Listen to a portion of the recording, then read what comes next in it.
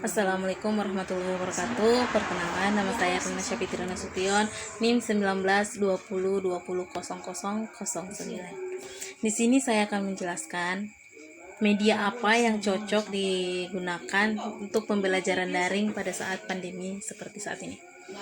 Tapi sebelum ke sana, saya akan menjelaskan sedikit mengenai pembelajaran daring atau online. Pembelajaran daring merupakan pembelajaran berbasis teknologi yang menggunakan aplikasi layanan berupa media online yang memang dirancang dan dibuat untuk dipergunakan dalam proses pembelajaran di dunia pendidikan. Pada pelaksanaan pembelajaran daring diperlukan sebuah perangkat-perangkat atau teknologi untuk mengakses secara online di mana saja dan kapan saja, seperti handphone, Android, smartphone, tablet, laptop, dan komputer, notebook, dan iPhone, dan sebagainya. Yang memang sekarang adalah barang yang tidak asing lagi dilihat dan dipergunakan dalam kehidupan sehari-hari kita. Dalam pembelajaran daring tentunya banyak memiliki biaya berbagai kendala yang dihadapi, mulai dari masalah teknis hingga soal proses pembelajaran, seperti jaringan.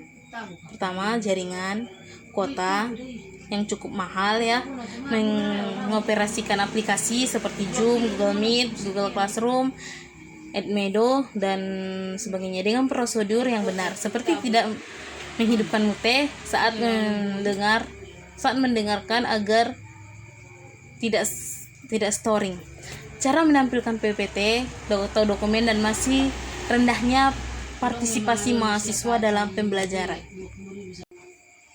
Di samping banyaknya aplikasi dan layanan pembelajaran daring yang disediakan, masih saja menimbulkan sebuah masalah yang terjadi pada mahasiswa, seperti banyaknya keluhan pada materi yang belum tersampaikan dengan jelas atau belum paham, malah justru diberikan tugas yang banyak. Bahkan banyak mahasiswa yang berada di pedesaan yang jauh dari kota mengalami gangguan jaringan atau sinyal yang buruk, sehingga terganggunya proses pembelajaran daring secara baik dan berjalan lancar. Dan menurut saya aplikasi atau media yang cocok dipergunakan saat online itu ialah bagi saya itu Google Meet, Classroom, dan WA. Karena kalau menggunakan Zoom itu harus memerlukan kuota yang banyak ya. Pertama, kuota yang banyak. Kedua, jaringannya memang harus bagus. Karena kalau jaringan kita agak melek gitu ya. Kalau agak melek gitu pastinya Zoom-nya pasti tidak terproses gitu. Tidak bisa terkoneksi ke Zoom-nya. Tapi kalau Google Meet itu masih bisa. Dia masih bisa kita menggunakan jaringan 3G gitu. Dan juga untuk biaya kuota atau paket internetnya itu masih agak lumayan dibandingkan dengan Zoom.